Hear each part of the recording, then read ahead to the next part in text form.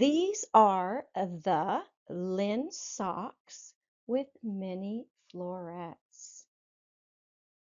I just learned the technique for assigned pooling, which is working with hand-dyed yarn. And when you get to the point of the different color in the hand-dyed yarn, you make a little floret. And as you can see, I have done these florets on the ankles of these little Lyne socks.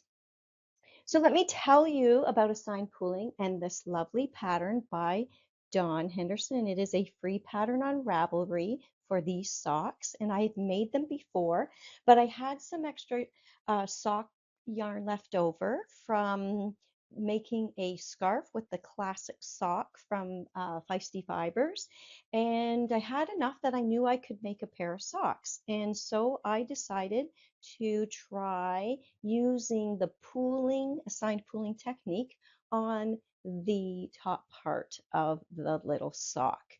So this sock pattern calls for 2.5 millimeter needles. I'm going to just check on Ravelry my notes, which is a US 1.5.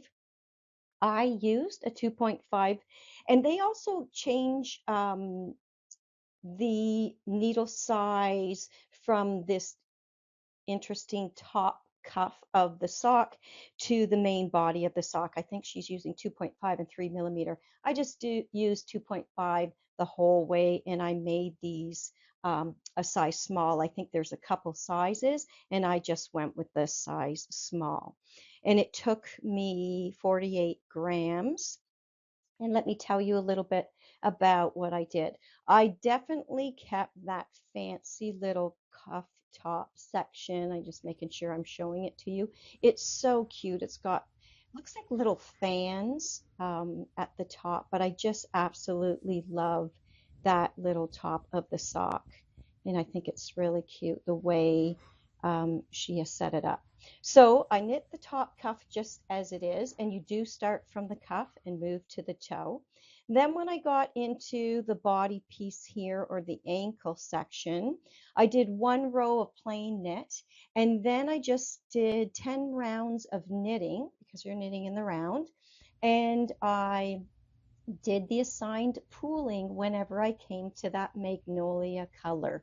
And the assigned pooling is a mini floret where you make a little flower, and it's very similar to making baubles, and I followed the technique that I learned from Vicky Howell. She has a YouTube video. I'll put it in the description below. She has a YouTube video, and I used her instructions for that mini floret. Once I did 10 rounds, I then did one round of knitting, and I went into um, the heel, which is a heel gusset, and I followed exactly the pattern for Dawn's Lyne sock, but I didn't do the ribbing or the pattern technique that she has for the instep of the sock. I just left that to being plain knit because I have this beautiful magnolia color in there. So I didn't feel that I needed to add that patterning piece, but I have done it before on other socks, and it's a great technique to add as well. And then I just continued on making this small size, and I did the typical finishing with the toe, where you are decreasing at the right and the left, finishing off with about, I think, 10 stitches on the front and the back, and then I did a Kitchener stitch to finish that toe. So those are the Lyne socks, her beautiful cuff with the mini florets, and I am going to be gifting these to a friend or one of my nieces. I had received the yarn from a friend because she was totally into this assigned pooling, and she said, "You've got to check it out." So that's what I did. I'm just going to look if there was anything else I wanted to share. I've got some notes here.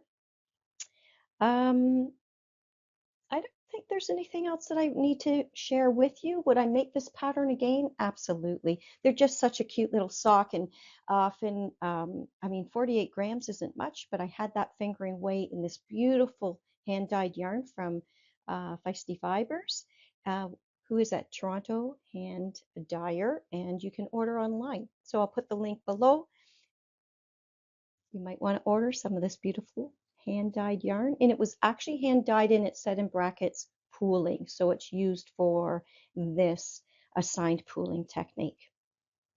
Those are my Lyne socks with mini florets.